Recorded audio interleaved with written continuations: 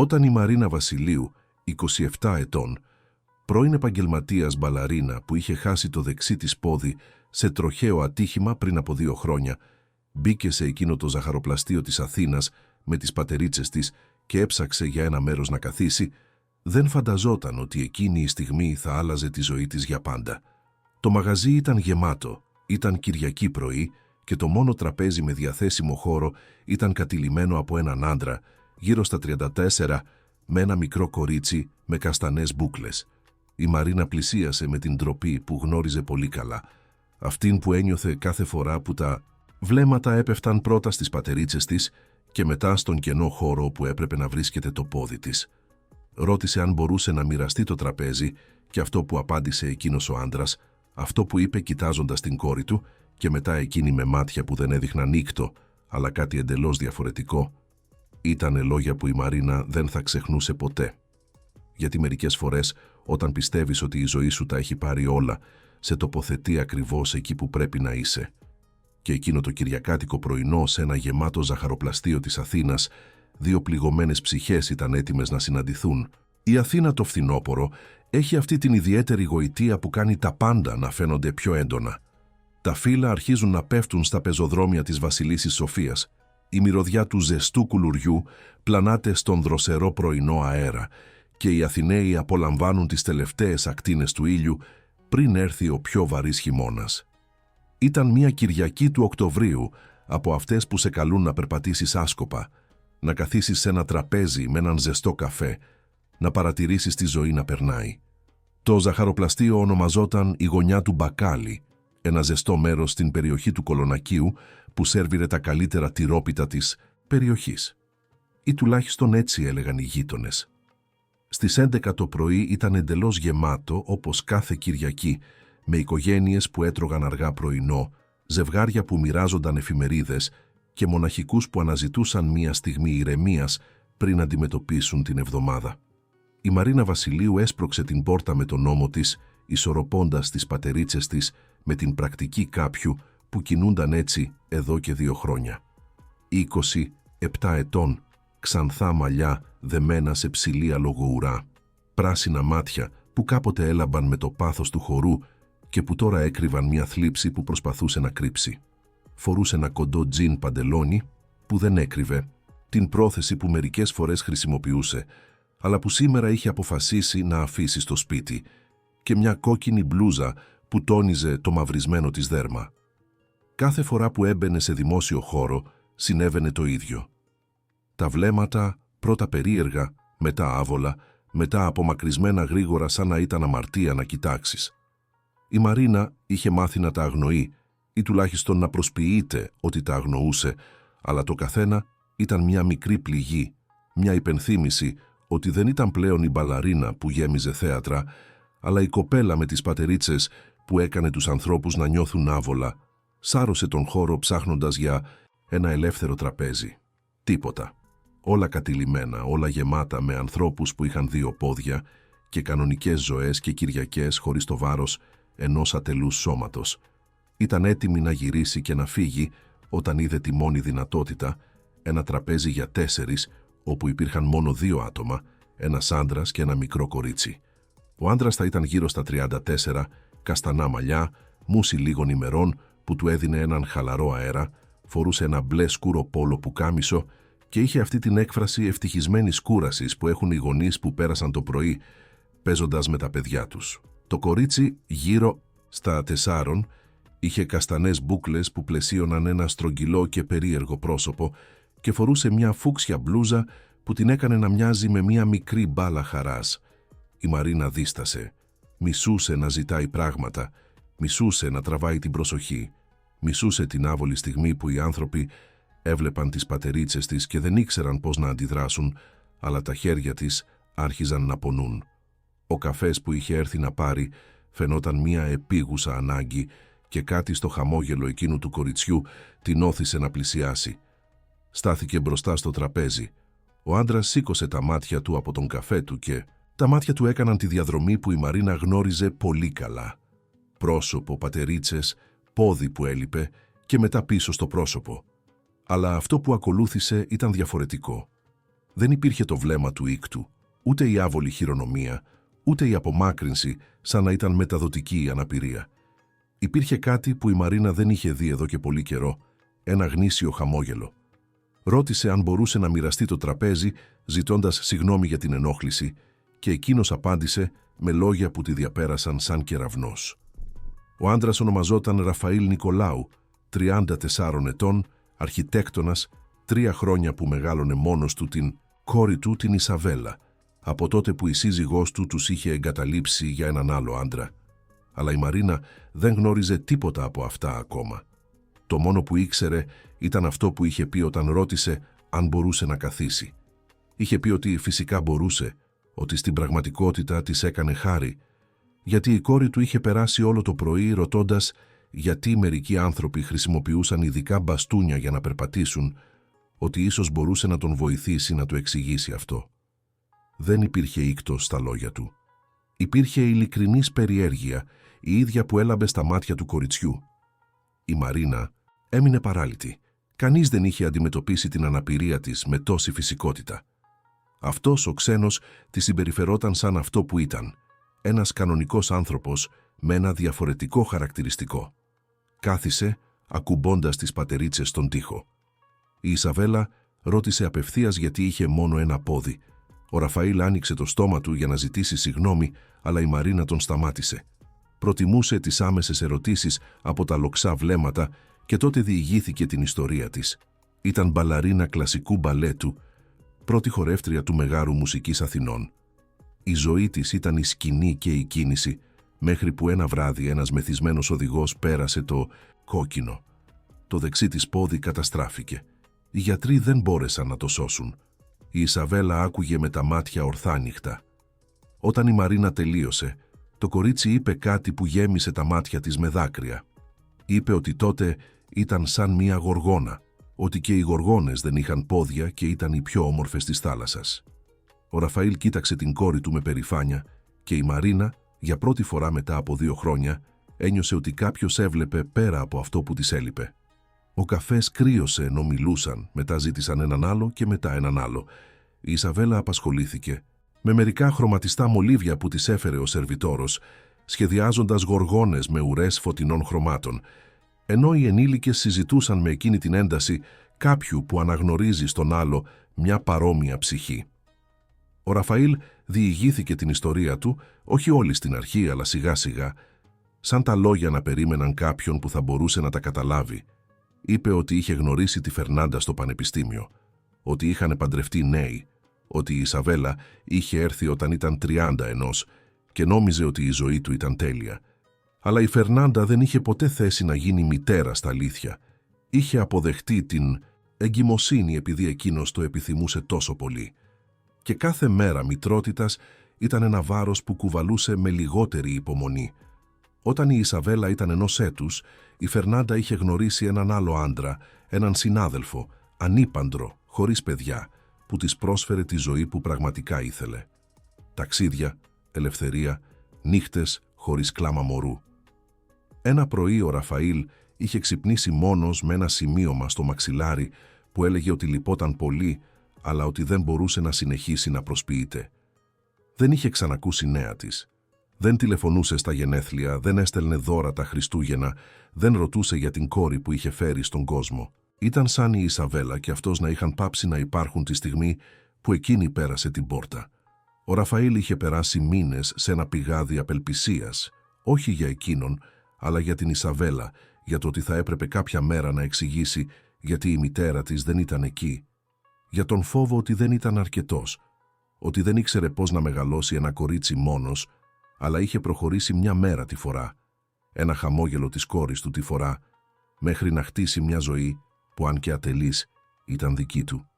Η Μαρίνα άκουγε αναγνωρίζοντας κάθε συναίσθημα, το πένθος της απώλειας, κάτι που καθόριζε την ταυτότητά της, τον φόβο του να μην ξέρεις ποιος είσαι, χωρίς αυτό που σου πήραν, την αργή ανοικοδόμηση μιας ζωής που δεν θα είναι ποτέ ίδια, αλλά που μπορεί να είναι διαφορετική. Διηγήθηκε περισσότερα για τη δική της ιστορία, για τους μήνες αποκατάστασης, για τον σωματικό πόνο που ήταν σχεδόν πιο εύκολο να αντέξει από τον συναισθηματικό, για την ημέρα που προσπάθησε να επιστρέψει στο στούντιο χορού, να στηριχθεί στην μπάρα όπως είχε κάνει χιλιάδες φορές και κατέρευσε κλαίγοντας επειδή το σώμα της δεν ανταποκρινόταν πλέον όπως πριν για την απόφαση να απομακρυνθεί από όλα όσα γνώριζε, να μετακομίσει στην Αθήνα από τη Θεσσαλονίκη, να ξεκινήσει από το μηδέν σε μια πόλη όπου κανείς δεν την γνώριζε ως την μπαλαρίνα που ήταν. Ο Ραφαήλ την κοιτούσε με μάτια που δεν έκριναν, που δεν συνέκριναν, που απλώς καταλάβαιναν. Και όταν τελείωσε να μιλάει, είπε κάτι που ζέστανε την καρδιά της. Είπε ότι δεν ήξερε τίποτα για το μπαλέτο, αλλά ότι του φαινόταν απίστευτο που είχε το θάρρος να ξεκινήσει ξανά, ότι εκείνος ακόμα μάθαινε να είναι γενναίος και ότι ίσως μπορούσαν να μάθουν μαζί. Η Ισαβέλα διέκοψε δείχνοντας το σχέδιό της. Ήταν μια γοργόνα με μια λαμπερή ουρά από απίθανα χρώματα με τα ξανθά μαλλιά δεμένα σε αλογοουρά. Στη γωνία είχε γράψει με την τρεμάμενη γραφή ενός 4χρονου κοριτσιού κάτι που έκανε τη Μαρίνα να βάλει το χέρι στο στήθος της. Είχε γράψει το όνομά της, Μαρίνα, και από κάτω είχε προσθέσει τη λέξη «φίλη». Εκείνη η πρώτη συνάντηση στο ζαχαροπλαστείο μετατράπηκε σε παράδοση. Κάθε Κυριακή στις 11 το πρωί, η Μαρίνα, ο Ραφαήλ και η Ισαβέλα συναντιόντουσαν στη γωνιά του μπακάλι. Το ίδιο τραπέζι, αν ήταν διαθέσιμο, οποιοδήποτε άλλο αν δεν ήταν, τυρόπιτα για την Ισαβέλα, καφές με γάλα για τους ενήλικες και ώρες συζήτησης που έκαναν τον χρόνο να χάνει το νόημά του. Ο σερβιτόρος, ένας ηλικιωμένος κύριος που λεγόταν κύριος Γιώργος, που δούλευε 30 χρόνια στο μαγαζί, άρχισε να τους αναγνωρίζει. Κρατούσε το τραπέζι της γωνίας, αυτό που είχε το καλύτερο φως και όπου οι πατερίτσες της Μαρίνας δεν εμπόδιζαν το πέρασμα. Χωρίς να το ζητήσουν, έφερνε ένα επιπλέον μαξιλάρι για να είναι πιο άνετη και πάντα έδινε στην Ισαβέλα ένα επιπλέον κομμάτι κέικ, γιατί όπως έλεγε, τα κορίτσια που χαμογελούσαν έτσι άξιζαν ένα βραβείο. Οι εβδομάδες πέρασαν και έγιναν μήνες. Το φθινόπωρο έδωσε τη θέση του στο χειμώνα. Τα χρυσά φύλλα αντικαταστάθηκαν από διακοσμήσεις για τις απόκριες και οι 3 άνθρωποι που είχαν συναντηθεί τυχαία μεταμορφώνονταν σε κάτι που κανένας δεν είχε σχεδιάσει. Η Αθήνα ντύθηκε με πολύχρωμες κορδέλες. Οι απόκριες γέμισαν τις γειτονιές και το κρύο που πριν φαινόταν αφόρητο για τη Μαρίνα, τώρα ήταν απλώς μια δικαιολογία για να καθίσει πιο κοντά στον Ραφαήλ στο τραπέζι. Η Μαρίνα άρχισε να επισκέπτεται το σπίτι του Ραφαήλ, ένα φωτεινό διαμέρισμα στο Κολονάκι με θέα, σε ένα μικρό πάρκο όπου τα παιδιά έπαιζαν ακόμα και τον χειμώνα. Την πρώτη φορά που πήγε, ένιωσε νευρικότητα, συνειδητοποιώντας κάθε αδέξιο βήμα με τις πατερίτσες, κάθε εμπόδιο που ένα σώμα με 2 πόδια δεν θα παρατηρούσε. Αλλά ο Ραφαήλ είχε αφαιρέσει τα χαλιά που θα μπορούσαν να την κάνουν να σκοντάψει. Είχε ελευθερώσει τους διαδρόμους, την είχε σκεφτεί χωρίς να την κάνει να νιώθει βάρος. Εκείνη βοηθούσε την Ισαβέλα με τα σχέδιά της. Διηγούνταν ιστορίες από τότε που χόρευε σε τεράστιες σκηνές, από τα χειροκροτήματα που ακούγονταν σαν βροντές, από τα κοστούμια που έλαμπαν κάτω από τους προβολείς. Τις δίδασκε θέσεις μπαλέτου που το κορίτσι μιμούνταν με ενθουσιασμό και έμφυτη χάρη. Τα μικρά της γυμνά πόδια προσπαθούσαν να κάνουν μύτες που κανένα παπούτσι δεν είχε αγγίξει ακόμα.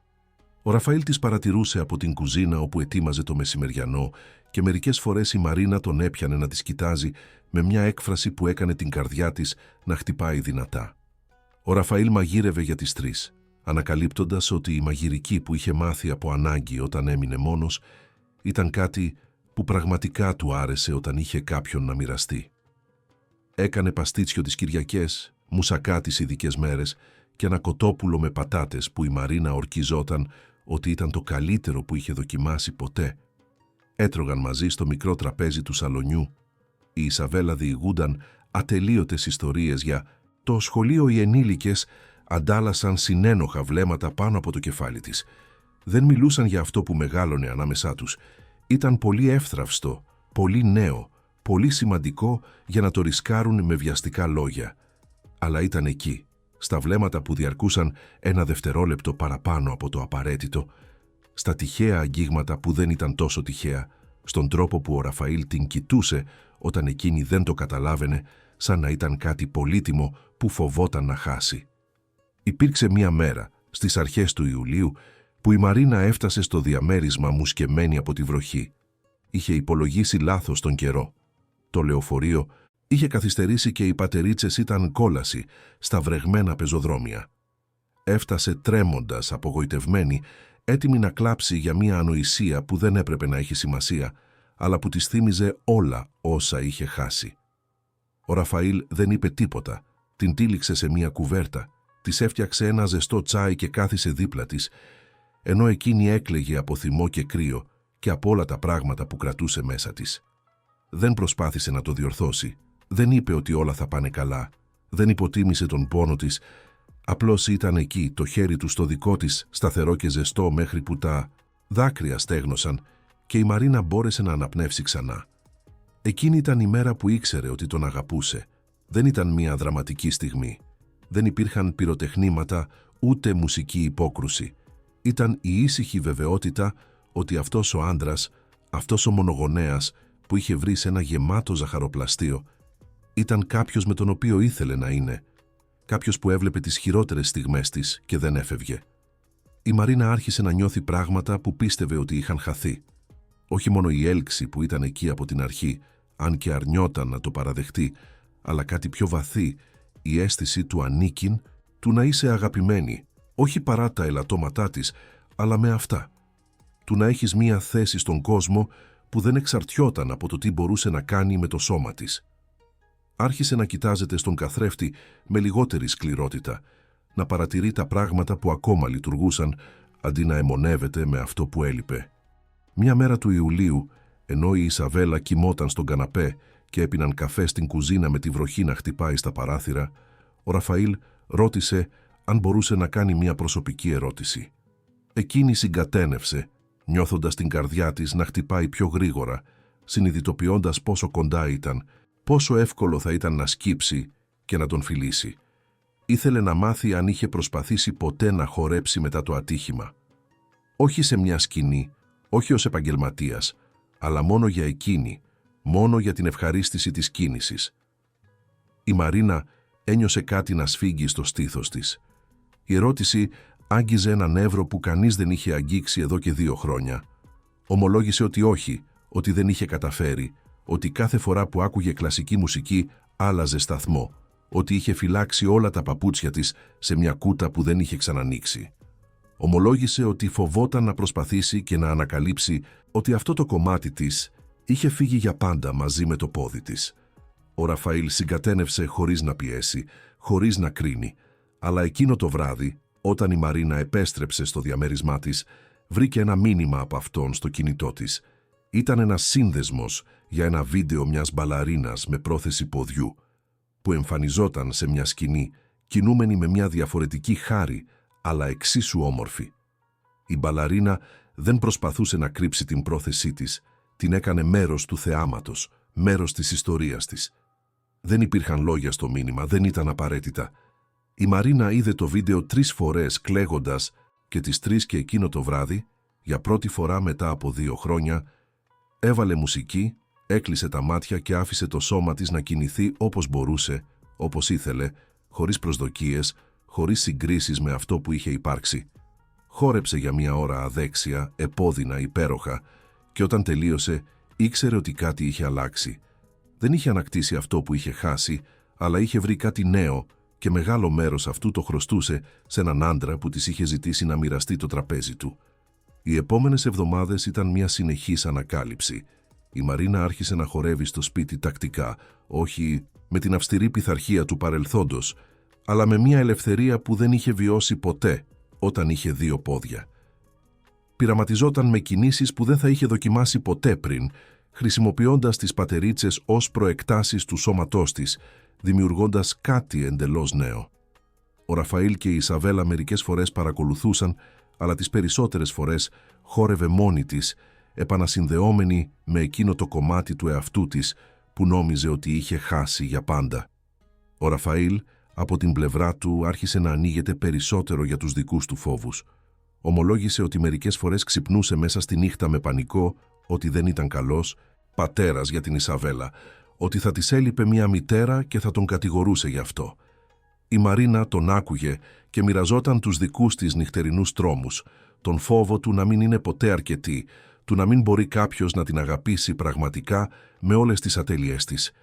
Και σε αυτές τις βαθιές συζητήσεις, στις ήσυχες ώρες αφού η Ισαβέλα κοιμόταν, έχτιζαν κάτι πιο δυνατό από οτιδήποτε είχε ο καθένας τους πριν. Η Ισαβέλα, με την αθώα σοφία των μικρών παιδιών, φαινόταν να καταλαβαίνει ότι κάτι ιδιαίτερο συνέβαινε. Άρχισε να σχεδιάζει τους τρεις μαζί, πάντα με τη Μαρίνα, να κρατάει τις πατερίτσες της και να χαμογελάει.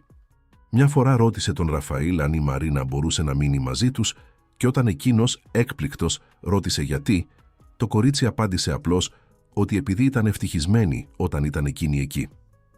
Η απλότητα της παρατήρησης άφησε τον Ραφαήλ άφωνο γιατί ήταν αλήθεια. Ήταν ευτυχισμένη όταν η Μαρίνα ήταν εκεί. Το σπίτι φαινόταν πιο ολοκληρωμένο, πιο ζωντανό, πιο σαν ένα πραγματικό σπίτι. Η Μαρίνα επίσης άρχισε να παρατηρεί αλλαγές στον εαυτό της. Χαμογελούσε πιο εύκολα, γελούσε πιο συχνά και οι μοναχικές νύχτες στο διαμέρισμά της γίνονταν όλο και πιο δύσκολες να αντέξει. Έπιανε τον εαυτό της να σκέφτεται το Ραφαήλ και την Ισαβέλα συνέχεια, να σχεδιάζει πράγματα να κάνουν μαζί, να φαντάζεται πιθανά μέλλοντα που πριν θα είχε απορρίψει ως αδύνατα. Ερωτευόταν όχι μόνο το Ραφαήλ, αλλά την ιδέα μιας οικογένειας, του να ανήκει σε κάτι μεγαλύτερο από τον εαυτό της. Ένα Σάββατο απόγευμα, ο Ραφαήλ την κάλεσε με μια απροσδόκητη πρόταση. Υπήρχε μια παράσταση μπαλέτου στο Μέγαρο Μουσικής, το ίδιο θέατρο όπου η Μαρίνα είχε χορέψει χρόνια πριν. Είχε αγοράσει 3 εισιτήρια και ήθελε να μάθει αν θα πήγαινε μαζί τους. Η Μαρίνα ένιωσε το στομάχι της να σφίγγεται. Δεν είχε πατήσει σε αυτό το θέατρο από το ατύχημα, δεν είχε καταφέρει ούτε να περάσει από μπροστά χωρίς να νιώσει έναν οξύ πόνο στο στήθος. Αλλά κάτι στη φωνή του Ραφαήλ, στην προσεκτική ελπίδα που ανίχνευε εκεί, την έκανε να πει ναι. Η νύχτα της παράστασης έφτασε σαν μια καταιγίδα συναισθημάτων για τη Μαρίνα. Διάλεξε ένα σκούρο μπλε φόρεμα που είχε αγοράσει χρόνια πριν για μια πρεμιέρα όταν ήταν ακόμα μπαλαρίνα. Παραδόξως ακόμα της έκανε, αν και τώρα το φορούσε διαφορετικά με τις πατερίτσες που είχαν γίνει μέρος της. Ο Ραφαήλ πέρασε να την πάρει με το αυτοκίνητό του, με την Ισαβέλα, ήδη ντυμένη με ένα ροζ φόρεμα που την έκανε να μοιάζει με μια μικρή πριγκίπισσα. Το κορίτσι δεν σταματούσε να μιλάει για το πόσο ενθουσιασμένη ήταν που θα έβλεπε τις αληθινές μπαλαρίνες, χωρίς να ξέρει ότι η Μαρίνα ήταν μία από αυτές. Ο δρόμος μέχρι το Μέγαρο Μουσικής ήταν σιωπηλός για τη Μαρίνα. Ο Ραφαήλ, αντιλαμβανόμενος την έντασή της, κράτησε το ελεύθερο χέρι της ενώ οδηγούσε, μια απλή χειρονομία που σήμαινε τον κόσμο. Όταν έφτασαν και η Μαρίνα είδε τη φωτισμένη πρόσωψη του θεάτρου, ένιωσε τα δάκρυα να απειλούν να πέσουν. Πόσες φορές είχε μπει από αυτές τις πόρτες ως η πρωταγωνίστρια, χαιρετισμένη και θαυμασμένη από όλους, και τώρα έμπαινε ως θεατής με πατερίτσες, κοιταζόμενη για εντελώς διαφορετικούς λόγους. Ο Ραφαήλ τη βοήθησε να κατέβει από το αυτοκίνητο και η Ισαβέλα κράτησε το χέρι της σφιχτά, σαν να ήξερε ότι η Μαρίνα χρειαζόταν αυτή την επαφή. Καθώς ανέβαιναν τα σκαλιά, η Μαρίνα παρατήρησε ότι μερικοί άνθρωποι την αναγνώριζαν. Είδε τους ψιθύρους, τα βλέμματα έκπληξης και ήκτου. Μια ηλικιωμένη γυναίκα πλησίασε, μια πρώην καθηγήτρια μπαλέτου που η Μαρίνα γνώριζε χρόνια.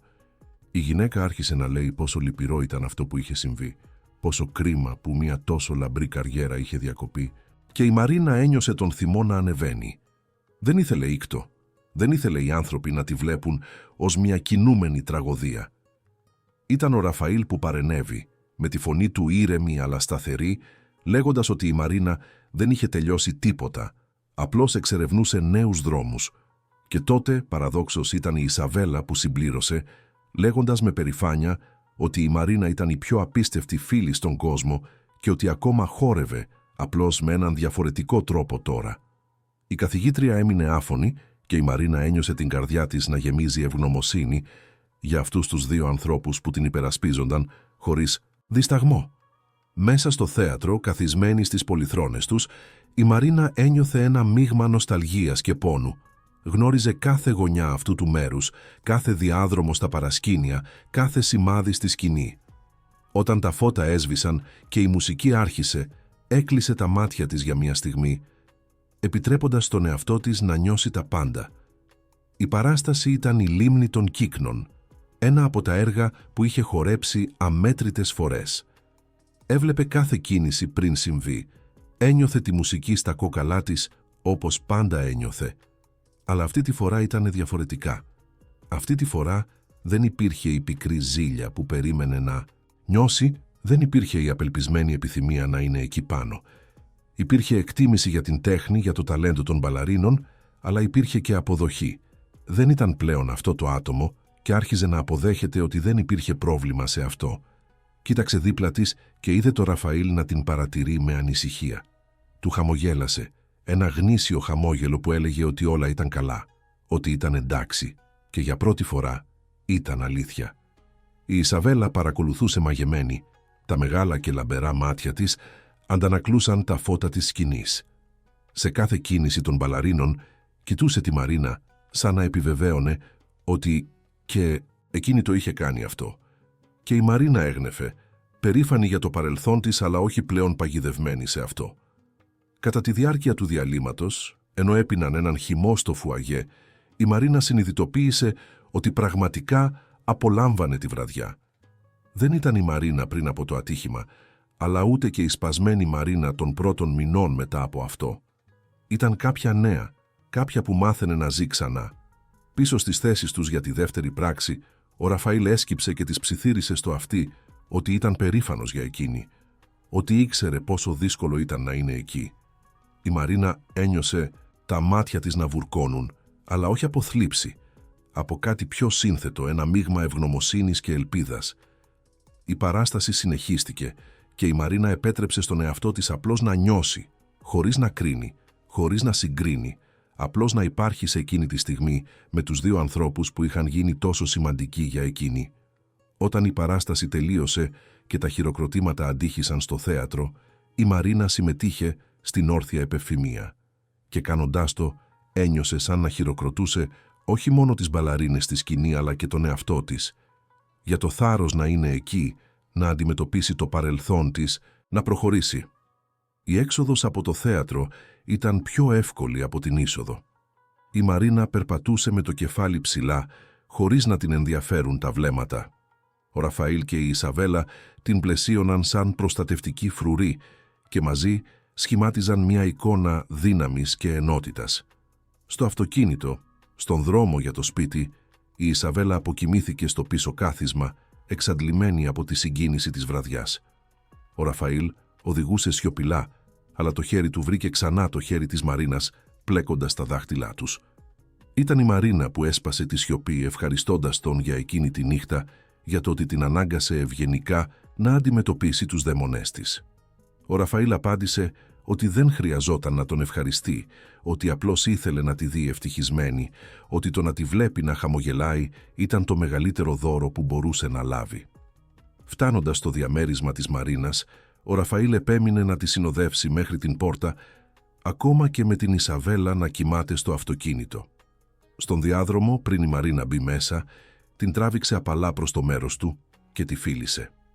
Ήταν ένα φιλί διαφορετικό από τα προηγούμενα, πιο βαθύ, πιο έντονο, φορτωμένο, με όλα τα ανίποτα συναισθήματα. Όταν χωρίστηκαν και οι δύο ανέπνεαν με δυσκολία. Ο Ραφαήλ είπε ότι την αγαπούσε, απλά και άμεσα, χωρίς περιστροφές. Η Μαρίνα ένιωσε τον κόσμο να σταματάει. Κανείς δεν της είχε πει αυτό από το ατύχημα, κανείς δεν την είχε δει ως μια γυναίκα άξια αγάπης. Απάντησε ότι και εκείνη τον αγαπούσε και λέγοντας αυτά τα λόγια δυνατά για πρώτη φορά, ένιωσε σαν ένα τεράστιο βάρος να είχε φύγει από τους ώμους της.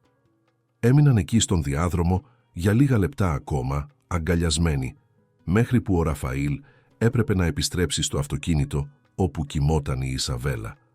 Αλλά πριν φύγει, ρώτησε αν θα σκεφτόταν να μετακομίσει στο διαμέρισμά τους. Όχι αμέσως, αλλά όταν θα ήταν έτοιμη, γιατί ήθελε να ξυπνάει κάθε πρωί δίπλα της, ήθελε να χτίσουν μια ζωή μαζί στα αλήθεια. Η Μαρίνα έμεινε άφωνη, όχι επειδή δεν ήξερε την απάντηση, αλλά επειδή η ερώτηση ήταν όλα όσα επιθυμούσε κρυφά, αλλά δεν επέτρεπε στον εαυτό της να ονειρευτεί. Υποσχέθηκε ότι θα το σκεφτόταν, αλλά και οι δύο ήξεραν ποια θα ήταν η απάντηση. Εκείνη τη νύχτα, μόνη στο διαμέρισμά της, η Μαρίνα δεν ένιωσε μοναξιά όπως συνήθως ένιωθε. Ένιωσε αγαπημένη, εκτιμημένη, ολοκληρωμένη με έναν τρόπο που δεν είχε καμία σχέση με το να έχει δύο πόδια ή ένα. Είχε να κάνει με το ότι είχε βρει ανθρώπους που την έβλεπαν όπως ήταν πραγματικά και την αγαπούσαν ακριβώς γι' αυτό. Οι μέρες που ακολούθησαν ήταν γεμάτες σχεδιασμό και όνειρα. Η Μαρίνα και ο Ραφαήλ μιλούσαν για το μέλλον με μια σοβαρότητα που πριν φαινόταν αδύνατη. Συζητούσαν τη λογιστική, πώς θα ήταν να ζουν μαζί, πώς θα ήταν για την Ισαβέλα να έχει τη Μαρίνα ως μια σταθερή παρουσία στη ζωή της. Μίλησαν με το κορίτσι, εξηγώντας προσεκτικά ότι η Μαρίνα θα μπορούσε να έρθει να μείνει μαζί τους αν ήθελε, και η Ισαβέλα αντέδρασε με μια χαρά τόσο αγνή που δεν άφησε αμφιβολίες ότι αυτή ήταν η σωστή απόφαση. Η Μαρίνα άρχισε να μαζεύει τα πράγματά της, ξεχωρίζοντας τι θα έπαιρνε και τι θα δώριζε. Ήταν απελευθερωτικό να αφήνει τόσα πράγματα από το παρελθόν, τόσα αντικείμενα που την κρατούσαν δεμένη σε μια εκδοχή του εαυτού της που δεν υπήρχε πια.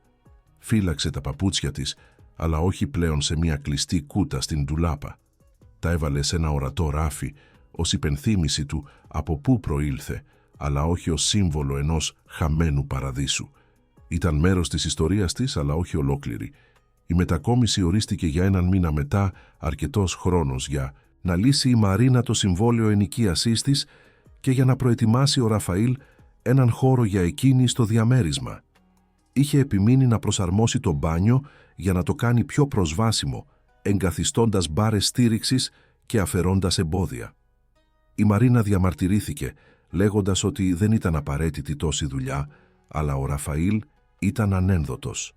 Ήθελε να νιώθει άνετα, να είναι αυτό πραγματικά και το δικό της σπίτι. Η μέρα της μετακόμισης έφτασε ένα ηλιόλουστο πρωινό του Αυγούστου. Η Μαρίνα ξύπνησε νωρίς στο διαμέρισμά της για τελευταία φορά, νιώθοντας ένα μείγμα νευρικότητας και συγκίνησης. Υπήρχε κάτι συμβολικό στο να αφήνει αυτόν τον χώρο όπου είχε κρυφτεί από τον κόσμο για τόσο καιρό, όπου είχε κλάψει τόσα δάκρυα και είχε αντιμετωπίσει τόσους δαίμονες μόνη της. Αλλά τώρα ήταν έτοιμη να προχωρήσει, να αγκαλιάσει αυτή τη νέα ζωή που φαινόταν ένα αδύνατο όνειρο μόλις πριν από λίγους μήνες. Ο Ραφαήλ έφτασε με ένα μικρό φορτηγό που είχε νοικιάσει και η Ισαβέλα ερχόταν μαζί του ντυμένη με ένα μπλουζάκι που έγραφε «Ομάδα Μετακόμισης». Το κορίτσι ήταν τόσο ενθουσιασμένο που μετά βίας μπορούσε να μείνει ακίνητο, τρέχοντας πέρα δόθε, προσπαθώντας να βοηθήσει με κάθε δυνατό τρόπο. Η Μαρίνα παρακολουθούσε με γεμάτη καρδιά, σκεπτόμενη πόσο είχε αλλάξει η ζωή της από εκείνη την Κυριακή στο ζαχαροπλαστείο. Ποιος θα έλεγε ότι το να μοιραστεί ένα τραπέζι θα οδηγούσε σε αυτό, στο να έχει μια πραγματική οικογένεια. Η μετακόμιση κύλησε ομαλά, με τον Ραφαήλ να κουβαλάει τα πιο βαριά κουτιά και τη Μαρίνα να οργανώνει πού έπρεπε να πάνε όλα στο διαμέρισμα. Η Ισαβέλα ονομάστηκε υπεύθυνη για να διασφαλίσει ότι τίποτα της Μαρίνας δεν θα ξεχαστεί, ελέγχοντας κάθε δωμάτιο 3 φορές πριν δηλώσει ότι όλα ήταν εντάξει. Όταν τελικά κλείδωσαν την πόρτα του παλιού διαμερίσματος για τελευταία φορά, η Μαρίνα ένιωσε μια βαθιά ανακούφιση. Έκλεινε ένα κεφάλαιο πόνου και άνοιγε ένα κεφάλαιο ελπίδας. Στο διαμέρισμα του κολονακίου, τώρα δικό τους, ο Ραφαήλ είχε ετοιμάσει μια έκπληξη. Είχε ελευθερώσει όχι μόνο χώρο στην ντουλάπα και στα συρτάρια, αλλά είχε μετατρέψει ένα μικρό δωμάτιο φιλοξενίας σε στούντιο χορού για τη Μαρίνα. Είχε εγκαταστήσει μια μπάρα μπαλέτου στερεωμένη στον τοίχο, μεγάλους καθρέφτες και ακόμα και ένα ειδικό δάπεδο που απορροφούσε τους κραδασμούς. Όταν η Μαρίνα το είδε, δεν μπόρεσε να συγκρατήσει τα δάκρυά της. Κανείς δεν είχε κάνει ποτέ κάτι τόσο σημαντικό για εκείνη, κανείς δεν είχε επικυρώσει τα όνειρά της με αυτόν τον τρόπο. Ο Ραφαήλ εξήγησε ότι ήθελε να έχει τον δικό της χώρο για να χορεύει, να δημιουργεί, να είναι ο εαυτός της. Είπε ότι πίστευε ότι η Μαρίνα είχε πολλά να προσφέρει στον κόσμο του χορού ακόμα, έστω και με διαφορετικό τρόπο, και ότι αυτό ήταν το δώρο καλωσορίσματος. Η Μαρίνα τον αγκάλιασε σφιχτά, χωρίς λόγια για να εκφράσει πόσο σήμαινε αυτό για εκείνη. Η Ισαβέλα μπήκε τρέχοντας στο στούντιο, περιστρεφόμενη και πηδώντας, δηλώνοντας ότι αυτό ήταν το πιο όμορφο δωμάτιο που είχε δει ποτέ. Οι πρώτες εβδομάδες που ζούσαν μαζί ήταν μια περίοδος προσαρμογών και ανακαλύψεων. Η Μαρίνα έμαθε τις ρουτίνες του σπιτιού, τα ωράρια της Ισαβέλας για το σχολείο, τις προτιμήσεις του Ραφαήλ για το πρωινό. Με τη σειρά τους, ο Ραφαήλ και η Ισαβέλα έμαθαν τις στιγμές που η Μαρίνα χρειαζόταν χώρο, όταν ο φανταστικός πόνος στο πόδι της ήταν πιο έντονος, όταν χρειαζόταν περισσότερο χρόνο στο μπάνιο το πρωί. Αλλά αντί να είναι στιγμές έντασης, αυτές οι ανακαλύψεις τους έφερναν πιο κοντά, δημιουργώντας μια αμοιβαία και βαθιά κατανόηση. Η Μαρίνα άρχισε να χρησιμοποιεί το στούντιο κάθε μέρα. Στην αρχή ήταν μόνο λίγα λεπτά, δοκιμάζοντας κινήσεις, μαθαίνοντας ξανά το σώμα της. Αλλά σταδιακά οι συνεδρίες γίνονταν πιο μεγάλες, πιο έντονες. Άρχισε να δημιουργεί χορογραφίες που ενσωμάτωναν τις πατερίτσες της, που μετέτρεπαν αυτό που πολλοί θα έβλεπαν ως περιορισμό σε καλλιτεχνική έκφραση. Κινηματογραφούσε μερικές από αυτές τις στιγμές και τις δημοσίευε στα μέσα κοινωνικής δικτύωσης, όχι αναζητώντας προσοχή, αλλά μοιράζοντας το ταξίδι της με όποιον μπορούσε να ταυτιστεί. Προς έκπληξή της, οι δημοσιεύσεις άρχισαν να κερδίζουν έδαφος. Άτομα με σωματικές αναπηρίες έγραφαν λέγοντας ότι τους ενέπνεε, ότι την έβλεπαν ως απόδειξη ότι η ζωή δεν τελείωνε μετά από ένα ατύχημα. Γονείς παιδιών με αναπηρίες ευχαριστούσαν που έδειχνε ένα πιθανό και όμορφο μέλλον. Και σταδιακά η Μαρίνα άρχισε να λαμβάνει μηνύματα που ζητούσαν μαθήματα, ρωτώντας αν θα δίδασκε χορό σε άτομα με διαφορετικούς τύπους σωματικών αναπηριών. Η ιδέα μεγάλωσε στο μυαλό της σαν ένας σπόρος φυτεμένος σε γόνιμο έδαφος. Τι θα γινόταν αν μπορούσε να μετατρέψει το δικό της ταξίδι σε κάτι που θα βοηθούσε άλλους? Τι θα γινόταν αν μπορούσε να δημιουργήσει έναν χώρο όπου άνθρωποι σαν εκείνοι θα μπορούσαν να ανακαλύψουν ή να ξαναβρούν τη χαρά της κίνησης? Ένα βράδυ, κατά τη διάρκεια του δείπνου, μοιράστηκε την ιδέα της με τον Ραφαήλ. Ήθελε να ανοίξει μια σχολή προσαρμοσμένου χορού, ένα μέρος όπου άτομα με αναπηρίες θα μπορούσαν να μάθουν ότι τα σώματά τους ήταν ακόμα ικανά για τέχνη, για ομορφιά, για έκφραση. Ο Ραφαήλ άκουσε με αυξανόμενο ενθουσιασμό, τα μάτια του έλαμπαν. Είπε ότι η ιδέα ήταν λαμπρή, ότι θα μπορούσε να βοηθήσει να σχεδιάσει τον χώρο, να τον κάνει πλήρως προσβάσιμο και λειτουργικό. Η Ισαβέλα, μη κατανοώντας πλήρως αλλά συλλαμβάνοντας τη συγκίνηση, δήλωσε ότι θα ήταν η πρώτη μαθήτρια. Η Μαρίνα γελούσε και έκλαιγε ταυτόχρονα, εντυπωσιασμένη από την άνεφόρον υποστήριξη που λάμβανε. Για πρώτη φορά μετά από πολύ καιρό, ένιωθε ότι είχε έναν σκοπό, κάτι μεγαλύτερο από το να επιβιώνει απλώς μέρα με τη μέρα. Άρχισαν να εργάζονται στο έργο αμέσως. Ο Ραφαήλ σχεδίαζε σχέδια συμβουλευόμενος τη Μαρίνα για κάθε λεπτομέρεια. Έψαξαν για τοποθεσίες, επισκέφθηκαν διαθέσιμους χώρους, συζήτησαν προϋπολογισμούς και βιωσιμότητα. Η Μαρίνα ερεύνησε μεθοδολογίες προσαρμοσμένης διδασκαλίας, επικοινώνησε με άλλους καθηγητές στον τομέα. Δημιούργησε ένα πρόγραμμα σπουδών που ήταν προκλητικό αλλά προσβάσιμο. Το έργο πήρε μορφή γρήγορα, τροφοδοτούμενο από το πάθος και των δύο και τη βεβαιότητα ότι δημιουργούσαν κάτι σημαντικό. Βρήκαν τον τέλειο χώρο στα Εξάρχεια, μία μποέμ γειτονιά της Αθήνας γνωστή για την τέχνη του δρόμου και τη δημιουργική ατμόσφαιρα. Ήταν ένα παλιό στούντιο γιόγκα που είχε κλείσει, με ψηλά ταβάνια, καλό φυσικό φωτισμό και αρκετό χώρο για διάφορες μπάρες και καθρέφτες. Ο Ραφαήλ εργάστηκε ακούραστα στο έργο, διασφαλίζοντας ότι κάθε εκατοστό ήταν προσβάσιμο για αναπηρικά καροτσάκια, πατερίτσες, προσθέσεις, οποιαδήποτε συσκευή κινητικότητας. Εγκατέστησαν αντιολισθητικά δάπεδα, μπάρες στήριξης σε διάφορα ύψη, καθρέφτες τοποθετημένους για διαφορετικές γωνίες και ακόμα και μια μικρή σκηνή για παραστάσεις. Η Μαρίνα διάλεξε το όνομα με προσοχή. Θα ονομαζόταν «Ελεύθερη Κίνηση», ένα όνομα που αποτύπωνε την ουσία αυτού που ήθελε να δημιουργήσει. Έναν χώρο όπου οι άνθρωποι θα μπορούσαν να κινούνται ελεύθερα, χωρίς κρίση, χωρίς περιορισμούς που επιβάλλονται από κοινωνικές προσδοκίες. Προσέλαβε 2 άλλους εκπαιδευτές και οι 2 με εμπειρία στον προσαρμοσμένο χορό και μαζί δημιούργησαν ένα πρόγραμμα που περιλάμβανε μπαλέτο, τζαζ, σύγχρονο χορό και ακόμα και προσαρμοσμένους χορούς σάλας. Τα εγγένεια ορίστηκαν για 3 μήνες μετά, χρόνος για να ολοκληρωθούν όλες οι ανακαινήσεις και να προετοιμαστεί κατάλληλα. Η Μαρίνα δημοσίευσε στα μέσα κοινωνικής δικτύωσης και η ανταπόκριση ήταν συντριπτική. Εκατοντάδες άνθρωποι εξέφρασαν ενδιαφέρον, όχι μόνο δυνητικοί μαθητές, αλλά και τα μέσα ενημέρωσης, που είδαν μια εμπνευσμένη ιστορία στο ταξίδι της. Ο Ραφαήλ Τη συμβούλεψε να είναι επιλεκτική με τις συνεντεύξεις, να διατηρήσει την εστίαση στον πραγματικό στόχο της σχολής και όχι στην προσωπική της ιστορία. Αλλά η Μαρίνα ήξερε ότι η ιστορία της ήταν μέρος αυτού που έκανε το έργο αυθεντικό. Η Ισαβέλα συμμετείχε σε κάθε στάδιο, βοηθώντας στη διακόσμηση του χώρου, επιλέγοντας χρώματα για τους τοίχους, οργανώνοντας τα κοστούμια που θα χρησιμοποιούνταν στα μαθήματα. Έφερνε τους φίλους της από το σχολείο για να δουν το στούντιο πριν από τα εγγένεια, περήφανη που έδειχνε τι είχε δημιουργήσει η φίλη της η Μαρίνα. Και η Μαρίνα παρατηρούσε ότι δεν ήταν μόνο εκείνη που είχε αλλάξει από εκείνη τη συνάντηση στο ζαχαροπλαστείο. Η Ισαβέλα είχε γίνει επίσης πιο συμπονετική, πιο συνειδητή των διαφορών των ανθρώπων, πιο ανοιχτή στον κόσμο. Ο Ραφαήλ εργαζόταν πολλές ώρες μεταξύ της δουλειάς του ως αρχιτέκτονας και του έργου του στούντιο, αλλά ποτέ δεν παραπονιόταν. Έλεγε ότι το να βλέπει τη Μαρίνα τόσο ζωντανή, τόσο γεμάτη σκοπό, άξιζε κάθε λεπτό χαμένου ύπνου, και τις νύχτες, όταν επιτέλους ξάπλωναν εξαντλημένοι, μιλούσαν για τα όνειρά τους για το μέλλον, για το πώς ήθελαν να μεγαλώσει η ελεύθερη κίνηση, για την πιθανότητα να ανοίξουν κάποια μέρα παραρτήματα σε άλλες πόλεις, να κάνουν πραγματικά τη διαφορά στη ζωή εκατοντάδων, ίσως χιλιάδων ανθρώπων. Αλλά μέσα σε όλη τη συγκίνηση και τη δουλειά υπήρχαν ήσυχες στιγμές που η Μαρίνα εκτιμούσε πάνω απ' όλα.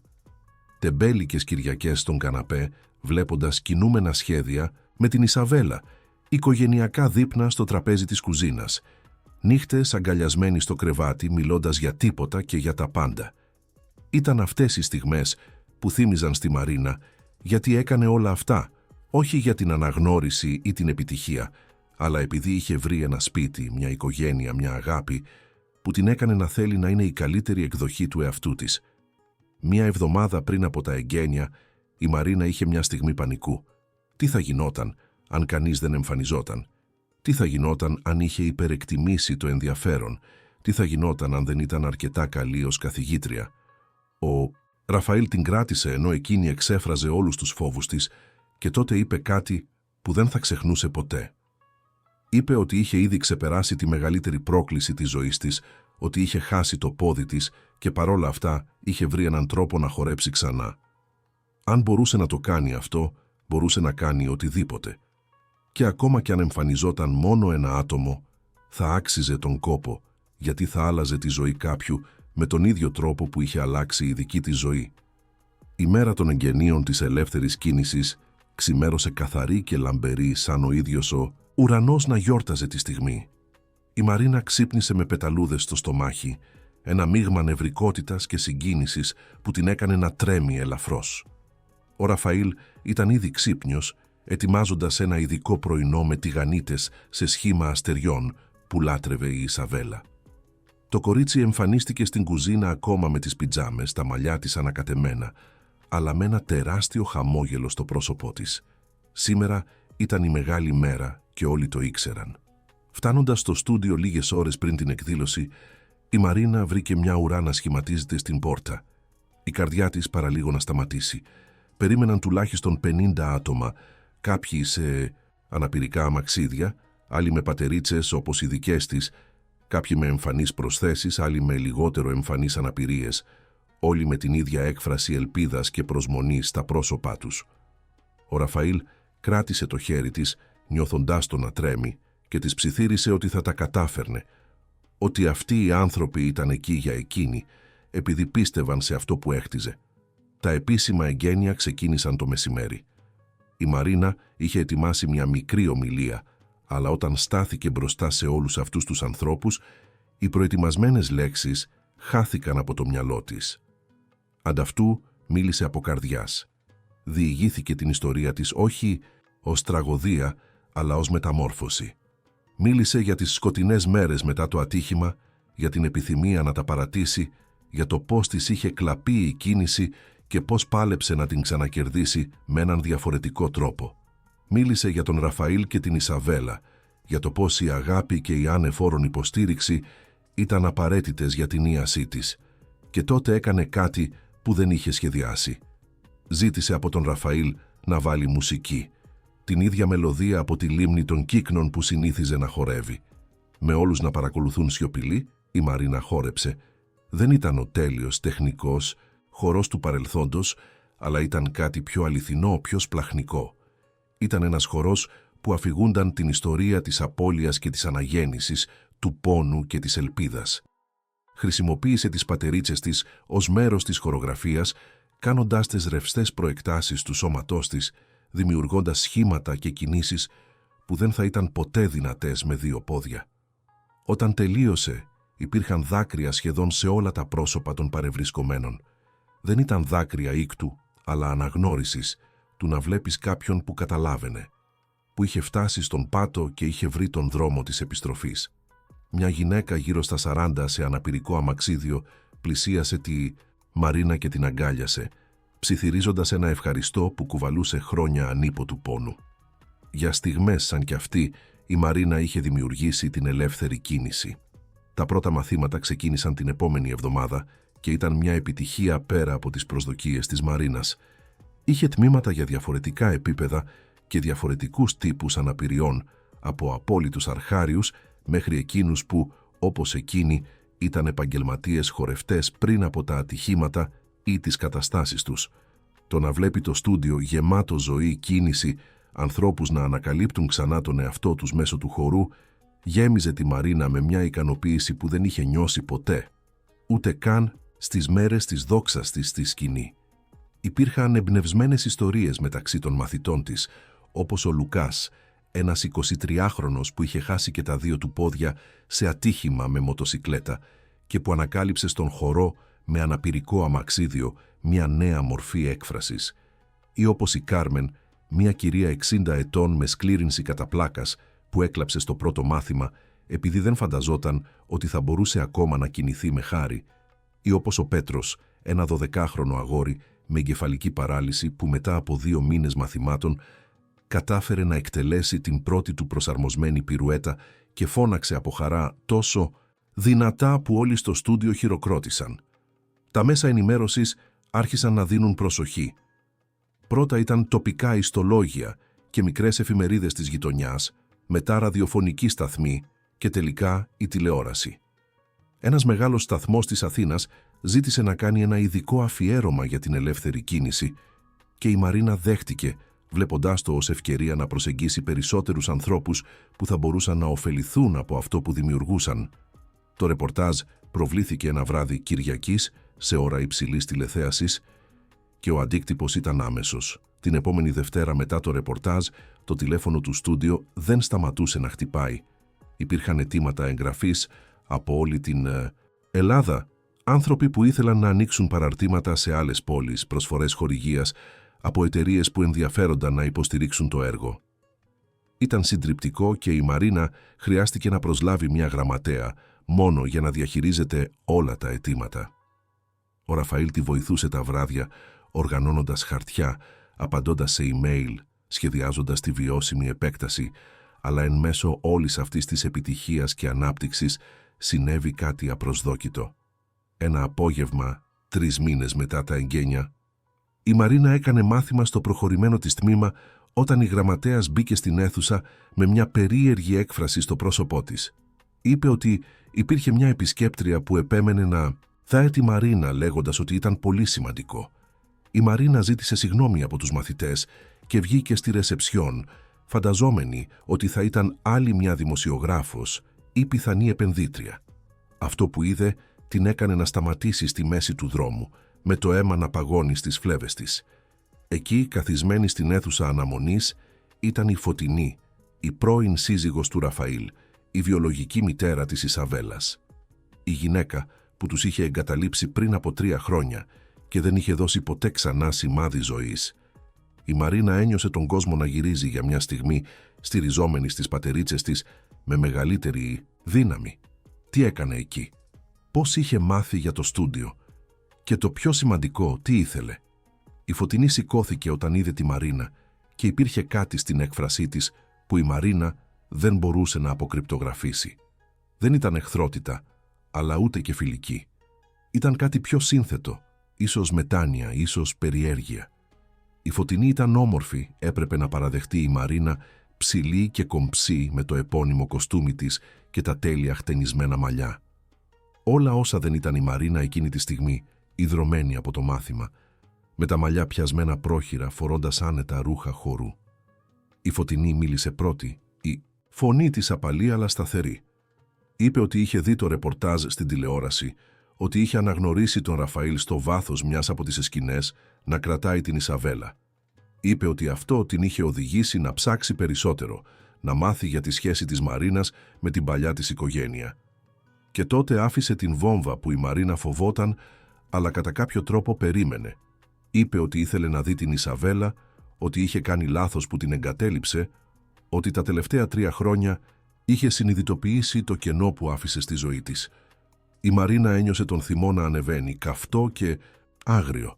Πώς τολμούσε αυτή η γυναίκα να εμφανιστεί τώρα μετά απ' όλα, αφού είχαν χτίσει μια ζωή χωρίς εκείνη, αφού η Ισαβέλα είχε επιτέλους σταματήσει να ρωτάει για τη βιολογική της μητέρα. Αλλά πριν προλάβει να πει κάτι που ίσως μετάνιωνε, πήρε μια βαθιά ανάσα και είπε ότι αυτή δεν ήταν δική της απόφαση, ότι η Φωτεινή έπρεπε να μιλήσει με τον Ραφαήλ, ότι αυτός είχε την επιμέλεια της Ισαβέλας και αυτός θα αποφάσιζε αν θα επέτρεπε ή όχι την επαφή. Η Φωτεινή κούνησε καταφατικά το κεφάλι, φαινόταν να περιμένει ακριβώς αυτή την απάντηση. Ζήτησε τα στοιχεία επικοινωνίας του Ραφαήλ, αλλά η Μαρίνα αρνήθηκε να τα δώσει, λέγοντας μόνο ότι γνώριζε τη διεύθυνση του παλιού διαμερίσματος, όπου έμεναν και ότι μπορούσε να δοκιμάσει την τύχη της εκεί. Δεν επρόκειτο να διευκολύνει τίποτα για αυτή τη γυναίκα που είχε προκαλέσει τόσο πόνο. Η Φωτεινή φάνηκε να το αποδέχεται, σηκώθηκε για να φύγει, αλλά πριν φύγει γύρισε και είπε κάτι που έμεινε να αντυχεί στο μυαλό της Μαρίνας για ώρες.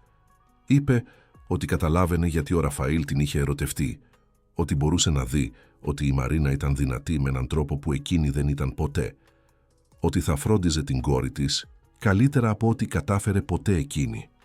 Όταν η Φωτεινή έφυγε, η Μαρίνα έμεινε παράλυτη για μια μεγάλη στιγμή. Ήξερε ότι έπρεπε να τηλεφωνήσει αμέσως στον Ραφαήλ, να τον ενημερώσει για το τι είχε συμβεί. Αλλά ένα μέρος της ήθελε να τον προστατεύσει, να προστατεύσει την Ισαβέλα, να προστατεύσει την τέλεια ζωή που είχαν χτίσει μαζί. Ήξερε ωστόσο ότι δεν μπορούσε να του το κρύψει. Με τρεμάμενα χέρια πήρε το κινητό της και τηλεφώνησε. Ο Ραφαήλ απάντησε στο δεύτερο χτύπημα, η φωνή του χαρούμενη ρωτώντας πώς πήγαινε η μέρα. Η Μαρίνα πήρε μια βαθιά ανάσα και είπε ότι έπρεπε να μιλήσουν, ότι κάτι είχε συμβεί, κάτι που θα άλλαζε τα πάντα. Ο Ραφαήλ έφτασε στο στούντιο σε 20 λεπτά, έχοντας φύγει τρέχοντας από τη δουλειά.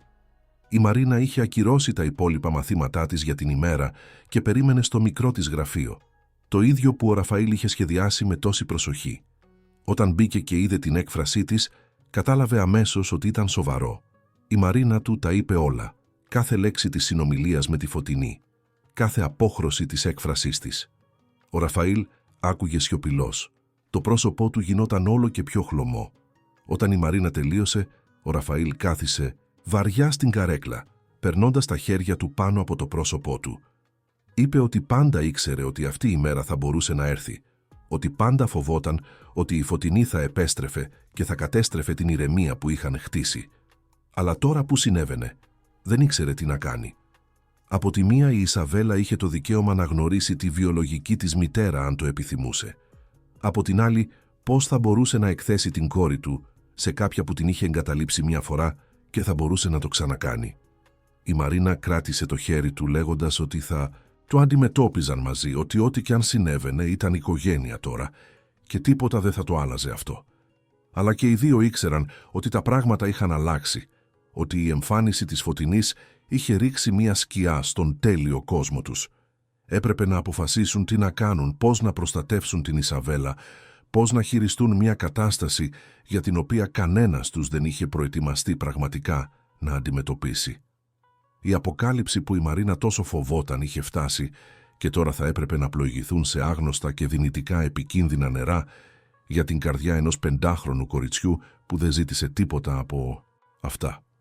Οι επόμενες μέρες ήταν γεμάτες συνεχή ένταση στο διαμέρισμα στο Παγκράτη.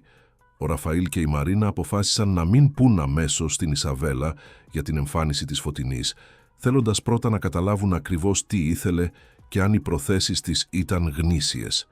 Ο Ραφαήλ είχε συμφωνήσει να συναντηθεί με την πρώην σύζυγό του σε ένα ουδέτερο καφέ, μακριά από οποιοδήποτε μέρος που θα μπορούσε να φέρει αναμνήσεις ή να εκθέσει την Ισαβέλα κατά λάθος. Η Μαρίνα προσφέρθηκε να πάει μαζί του, αλλά ο Ραφαήλ επέμεινε να πάει μόνος, λέγοντας ότι ήταν κάτι που έπρεπε να αντιμετωπίσει.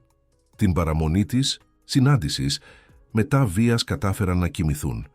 Η Μαρίνα κρατούσε τον Ραφαήλ στο κρεβάτι, νιώθοντας την ένταση σε κάθε μυ του σώματός του, ψιθυρίζοντας λόγια ενθάρρυνσης που ακούγονταν κενά ακόμα και στα δικά της αυτιά. Πώς προετοιμάζεσαι να συναντήσεις κάποιον που κατέστρεψε τη ζωή σου μια φορά και μπορεί να είναι έτοιμος να το ξανακάνει? Η συνάντηση μεταξύ του Ραφαήλ και της Φωτεινής έγινε ένα απόγευμα Πέμπτης. Η Μαρίνα έμεινε στο στούντιο προσπαθώντας να συγκεντρωθεί στα μαθήματά της, αλλά το μυαλό της ήταν χιλιόμετρα μακριά. Η Ισαβέλα ήταν στο σχολείο, ευτυχώς αμέτωχη στο δράμα που εκτιλισσόταν. Κάθε φορά που χτυπούσε το τηλέφωνο της Μαρίνας, η καρδιά της χτυπούσε δυνατά, αλλά ήταν μόνο μηνύματα από μαθητές ή θέματα του στούντιο. Τίποτα από τον Ραφαήλ. Πέρασαν 4 ώρες πριν ο Ραφαήλ τηλεφωνήσει επιτέλους.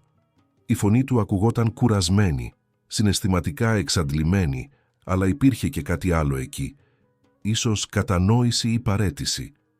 Τη ζήτησε να έρθει να τον συναντήσει στο καφέ, ότι υπήρχε κάτι που ήθελε να ακούσει απευθείας από τη Φωτεινή.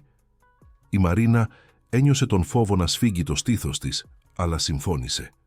Ζήτησε από τη γραμματέα να καλύψει τα τελευταία της μαθήματα της ημέρας και έφυγε τρέχοντας. Το καφέ ήταν μικρό και ζεστό, μισοάδιο εκείνη την ώρα του απογεύματος. Η Μαρίνα είδε τον Ραφαήλ και τη Φωτεινή να κάθονται σε ένα τραπέζι στη γωνία με 2 κρύα φλιτζάνια καφέ ανάμεσά τους. Όταν πλησίασε, η Φωτεινή σήκωσε τα μάτια της και υπήρχαν δάκρυα σε αυτά, κάτι που εξέπληξε τη Μαρίνα. Κάθισε προσεκτικά κοιτάζοντας από τον έναν στον άλλο, περιμένοντας κάποιον να εξηγήσει τι συνέβαινε. Ήταν η Φωτεινή που άρχισε να μιλάει. Η φωνή της ήταν διστακτική, σπασμένη σε κάποια σημεία, αλλά αποφασισμένη να τελειώσει αυτό που είχε να πει. Διηγήθηκε την πλήρη ιστορία της, όχι την επεξεργασμένη εκδοχή που γνώριζε ο Ραφαήλ, αλλά όλη την ομή και οδυνηρή αλήθεια. Είπε ότι είχε υποφέρει από σοβαρή επιλόχια κατάθλιψη μετά τη γέννηση της Ισαβέλας, αλλά ότι εκείνη την εποχή δεν είχε καταλάβει τι της συνέβαινε. Νόμιζε ότι απλώς δεν ήταν καλή μητέρα, ότι υπήρχε κάτι θεμελιωδώς λάθος με εκείνη που δεν ένιωθε την άμεση αγάπη που όλοι έλεγαν ότι έπρεπε να νιώθει. Με κάθε μέρα που περνούσε, η κατάθλιψη χειροτέρευε. Κοιτούσε την Ισαβέλα και ένιωθε φόβο, ένιωθε ανεπαρκής, ένιωθε ότι το κορίτσι θα ήταν καλύτερα χωρίς εκείνη. Όταν γνώρισε τον άλλο άντρα, είδε μια διέξοδο, έναν τρόπο να ξεφύγει από την ευθύνη που την συνέτριβε, αλλά σε αντίθεση με ό,τι νόμιζε ο Ραφαήλ, η σχέση δεν κράτησε. Τελείωσε 6 μήνες αφότου είχε φύγει, όταν ο άντρας συνειδητοποίησε ότι η Φωτεινή ήταν βαθιά διαταραγμένη και χρειαζόταν επαγγελματική βοήθεια. Η Φωτεινή πέρασε τα επόμενα 2 χρόνια σε εντατική θεραπεία, διαγνώστηκε τελικά με μη θεραπευμένη επιλόχια κατάθλιψη που είχε εξελιχθεί σε σοβαρή κλινική κατάθλιψη. Με φαρμακευτική αγωγή και θεραπεία άρχισε σιγά σιγά να αναρρώνει, να καταλαβαίνει ότι αυτό που ένιωσε δεν ήταν δικό της λάθος, ότι ήταν μια πραγματική ασθένεια που της είχε κλέψει τα πρώτα χρόνια της ζωής της κόρης της. Αλλά με τη διάβγεια ήρθε η συντριπτική ενοχή για αυτό που είχε κάνει, για το ότι είχε εγκαταλείψει ένα αθώο παιδί που δεν ζήτησε να γεννηθεί. Κατά τη διάρκεια του τελευταίου έτους ήταν αρκετά σταθερή για να αρχίσει να σκέφτεται να συμφιλιωθεί με το παρελθόν της. Έβλεπε φωτογραφίες της Ισαβέλας στα μέσα κοινωνικής δικτύωσης κοινών φίλων να μεγαλώνει όμορφη και χαρούμενη χωρίς εκείνη. Αυτό την διέλυε, αλλά την ανακούφιζε επίσης να ξέρει ότι το κορίτσι ήταν καλά, ότι ο Ραφαήλ ήταν ο πατέρας που εκείνη δεν κατάφερε ποτέ να είναι ως μητέρα. Όταν είδε το ρεπορτάζ για το στούντιο της Μαρίνας και αναγνώρισε τον Ραφαήλ στο βάθος, βλέποντάς τον χαρούμενο με κάποια νέα, με μια νέα ζωή, ήξερε ότι έπρεπε τουλάχιστον να προσπαθήσει να ζητήσει συγγνώμη. Αλλά δεν ήρθε για να ζητήσει πίσω την Ισαβέλα. Δεν ήρθε για να καταστρέψει αυτό που είχαν χτίσει. Ήρθε επειδή χρειαζόταν ο Ραφαήλ να μάθει την αλήθεια, ότι δεν ήταν απλώς μια εγωίστρια και σκληρή γυναίκα, αλλά κάποια που ήταν άρρωστη και δεν το γνώριζε. Ήρθε επειδή ήθελε Μία μέρα, όταν η Ισαβέλα θα ήταν αρκετά μεγάλη για να καταλάβει, να μάθει και αυτή την αλήθεια. Όχι για να δικαιολογήσει το αδικαιολόγητο, αλλά για να μην μεγαλώσει το κορίτσι, νομίζοντας ότι υπήρχε κάτι λάθος με εκείνη που έκανε τη μητέρα της να φύγει. Και τότε η Φωτεινή είπε κάτι που εξέπληξε βαθιά τη Μαρίνα. Είπε ότι δεν ζητούσε να είναι μέρος της ζωής της Ισαβέλας τώρα. Έβλεπε ότι το κορίτσι είχε μια μητέρα, έστω και μη βιολογική, τη Μαρίνα. Έβλεπε στα μάτια του Ραφαήλ όταν μιλούσε για τη Μαρίνα, έβλεπε στις φωτογραφίες που κατάφερε να βρει στο διαδίκτυο, ότι είχαν σχηματίσει μια πραγματική οικογένεια. Και η Ισαβέλα άξιζε αυτή τη σταθερότητα, αυτή τη συνεπή αγάπη. Όχι μια βιολογική μητέρα που εμφανίζεται και εξαφανίζεται όταν τα πράγματα γίνονται ξανά δύσκολα. Αλλά ζήτησε ένα πράγμα. Ζήτησε όταν η Ισαβέλα θα ήταν μεγαλύτερη, ίσως όταν θα ήταν έφηβη και θα άρχιζε να κάνει ερωτήσεις για τη βιολογική της μητέρα, ο Ραφαήλ να εξετάσει το ενδεχόμενο να επιτρέψει μια συνάντηση. Όχι για να επαναλάβουν μια σχέση μητέρας και κόρης, αλλά για να μπορέσει η Ισαβέλα να έχει απαντήσεις, να δει με τα μάτια της ότι η βιολογική της μητέρα δεν την εγκατέλειψε επειδή δεν ήταν αξιαγάπητη, αλλά επειδή ήταν άρρωστη. Η Φωτεινή έλεγε ότι αυτό ήταν το μόνο που ζητούσε και τότε θα έφευγε από τη ζωή τους, αφήνοντάς τους να συνεχίσουν να είναι η οικογένεια που ήταν. Η Μαρίνα κοίταξε τον Ραφαήλ βλέποντας τα σιωπηλά δάκρυα να κυλούν στο πρόσωπό του. Ήταν πολλά για να τα επεξεργαστεί, πολλά για να τα καταλάβει. Ένα μέρος της ένιωθε ακόμα θυμό για τη Φωτεινή, θυμό για την αρχική εγκατάλειψη, για τον πόνο που προκάλεσε. Αλλά ένα άλλο μέρος, το μέρος που είχε βιώσει το δικό της ταξίδι πόνου και ανάρρωσης, καταλάβαινε πως η ψυχική ασθένεια μπορεί να σου κλέψει αυτό που είσαι, πώς μπορεί να σε κάνει να πάρεις αποφάσεις που δεν θα έπαιρνες ποτέ σε υγιή κατάσταση. Η Μαρίνα πήρε μια βαθιά ανάσα και έκανε κάτι που εξέπληξε ακόμα και την ίδια. Άπλωσε το χέρι της πάνω από το τραπέζι και κράτησε το χέρι της Φωτεινής. Είπε ότι καταλάβαινε ότι ως κάποια που είχε χάσει ένα μέρος του εαυτού της και έπρεπε να βρει τον δρόμο της επιστροφής, μπορούσε να δει το κουράγιο που χρειάστηκε για τη Φωτεινή να ζητήσει βοήθεια να αναρρώσει και να έρθει εδώ σήμερα.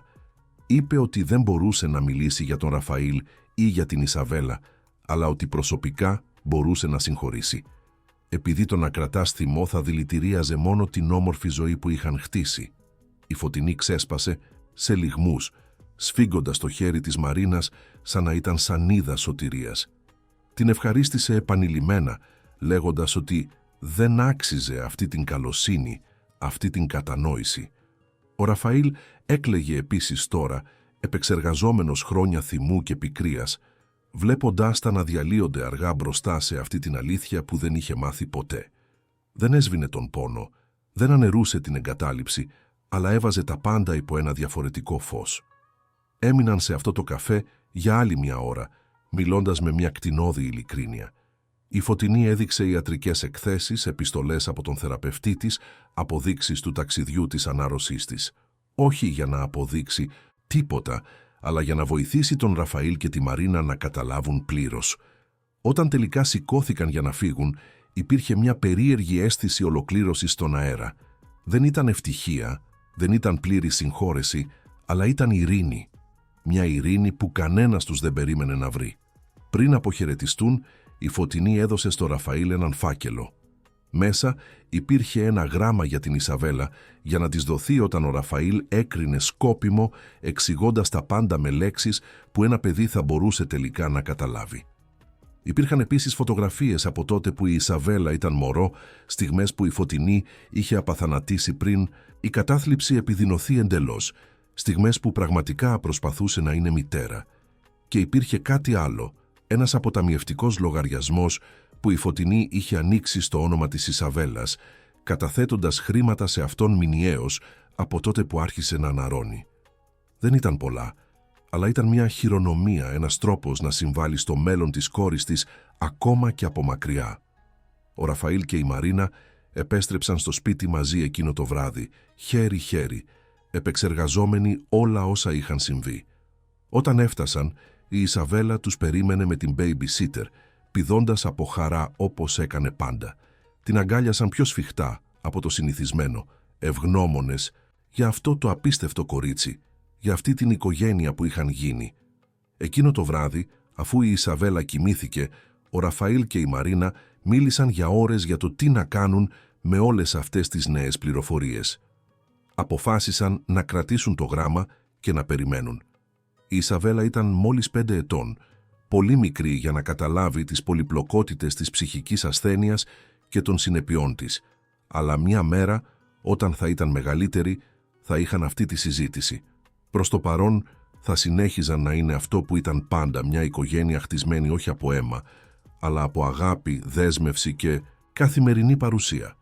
Η ζωή σταδιακά επέστρεψε στο φυσιολογικό ή στη νέα εκδοχή του φυσιολογικού. Η ελεύθερη κίνηση συνέχισε να αναπτύσσεται, αγγίζοντας περισσότερες ζωές κάθε μέρα. Η Μαρίνα άνοιξε 2 παραρτήματα στην Αθήνα και σχεδίαζε να επεκταθεί στη Θεσσαλονίκη. Ο Ραφαήλ συνέχισε να είναι ο υπέροχος πατέρας και ο υποστηρικτικός σύντροφος που ήταν πάντα. Και η Ισαβέλα μεγάλωνε χαρούμενη, αγαπημένη, περιτριγυρισμένη από ανθρώπους που θα την έβαζαν πάντα πρώτη. Ένα χρόνο μετά την εμφάνιση της Φωτεινής, ένα πρωινό Κυριακής, η Μαρίνα, ο Ραφαήλ και η Ισαβέλα ήταν πίσω στο γωνιακό καφενείο, τον ξεχωριστό τους φούρνο. Το ίδιο τραπέζι όπως πάντα, οι ίδιες παραγγελίες όπως πάντα, η ίδια παράδοση που είχε ξεκινήσει τα πάντα. Η Ισαβέλα, τώρα 6 ετών, ζωγράφιζε όπως έκανε πάντα, αλλά αυτή τη φορά το σχέδιό της ήταν πιο περίτεχνο. Το έδειξε περήφανα στους ενήλικες. Ήταν ένα σχέδιο 3 ανθρώπων που κρατιόνταν χέρι-χέρι, σαφώς εκείνοι ο Ραφαήλ και η Μαρίνα. Με ένα σπίτι στο βάθος και έναν λαμπερό ήλιο στον ουρανό. Στην κορυφή, με την ακόμα παιδική της γραφή, αλλά πιο σταθερή από πριν, είχε γράψει τη λέξη που η Μαρίνα εκτιμούσε περισσότερο, οικογένεια.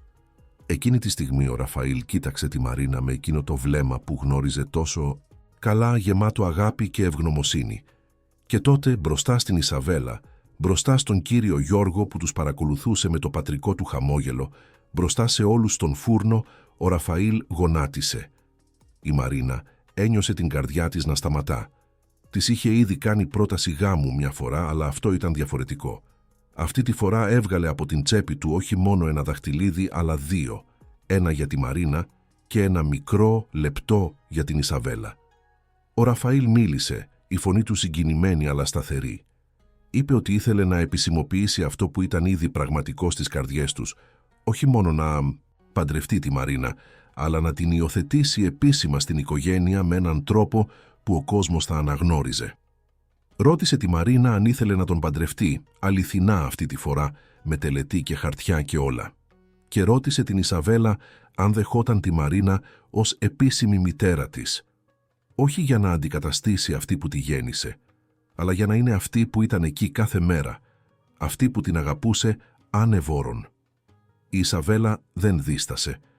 Πήδηξε από τον πάγκο και έπεσε στην αγκαλιά της Μαρίνας, φωνάζοντας ναι τόσο δυνατά που όλος ο φούρνος άκουσε. Η Μαρίνα γελούσε και έκλαιγε, ταυτόχρονα κρατώντας την Ισαβέλα με το ένα χέρι και απλώνοντας το άλλο χέρι στον Ραφαήλ, ο οποίος της πέρασε το δαχτυλίδι στο δάχτυλο. Όλος ο φούρνος ξέσπασε σε χειροκροτήματα. Ο κύριος Γιώργος έφερε σαμπάνια κερασμένη από το μαγαζί.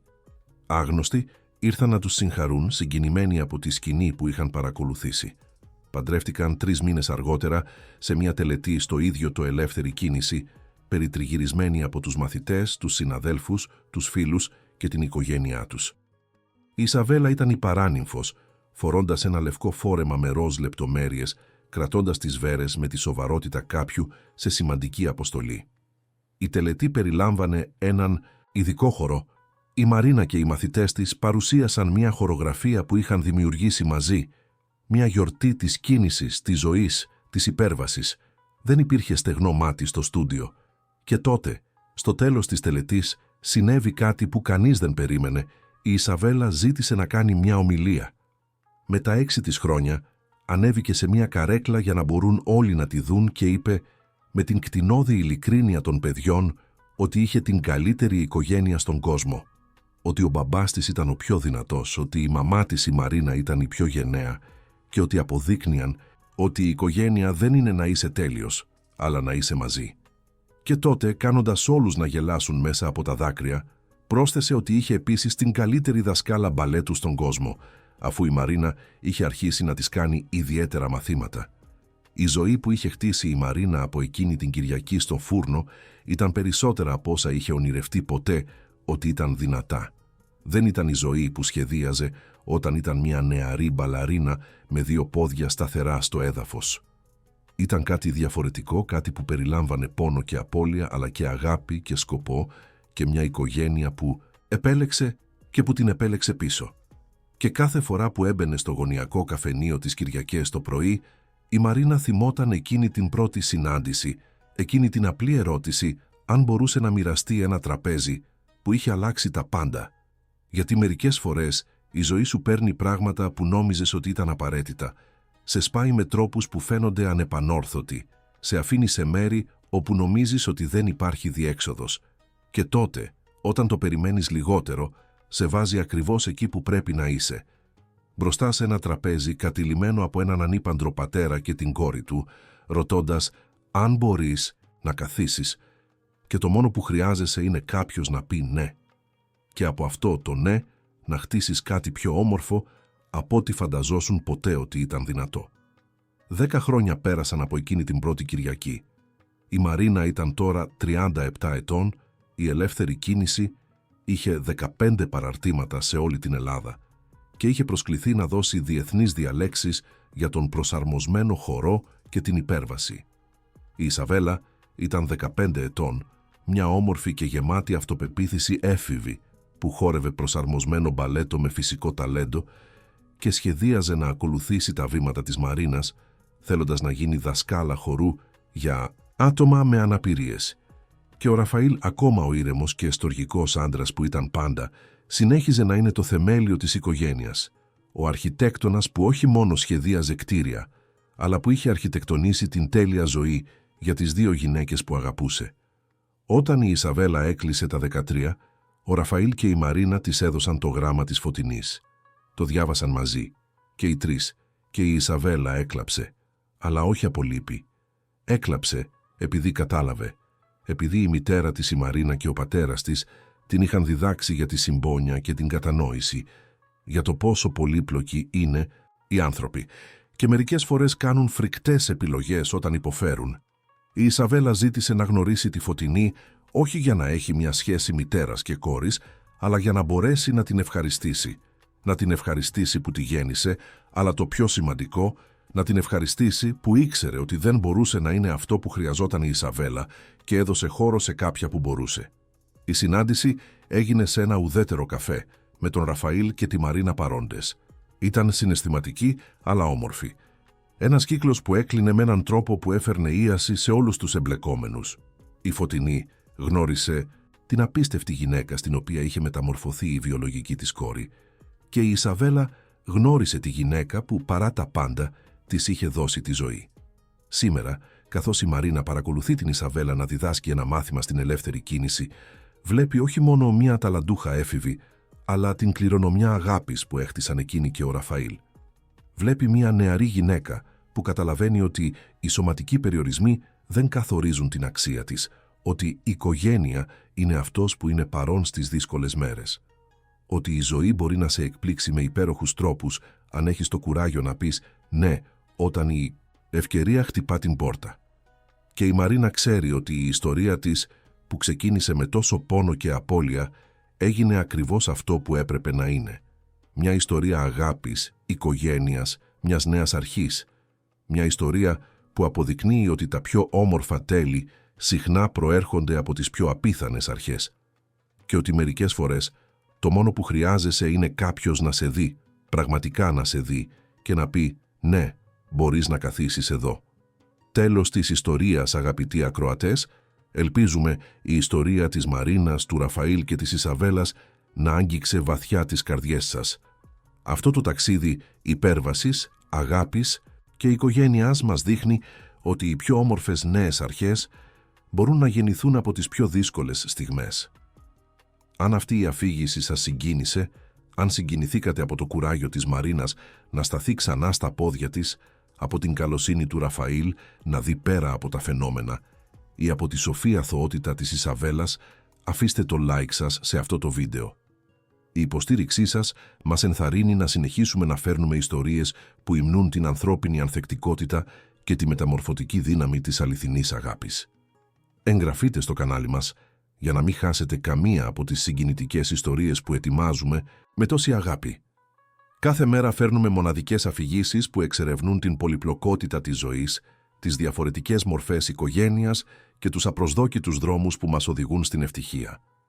Μοιραστείτε αυτή την ιστορία με κάποιον που χρειάζεται να του υπενθυμιστεί ότι είναι πάντα δυνατό να ξεκινήσει ξανά, ότι οι ουλές μας δεν μας καθορίζουν, αλλά το κουράγιο μας να προχωρήσουμε ναι. Και στα σχόλια πείτε μας από πού μας παρακολουθείτε.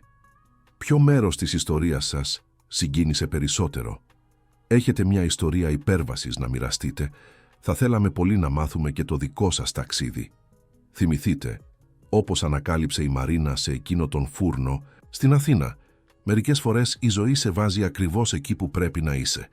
Σας περιμένουμε στα σχόλια και θα τα πούμε στην επόμενη ιστορία. Μέχρι τότε.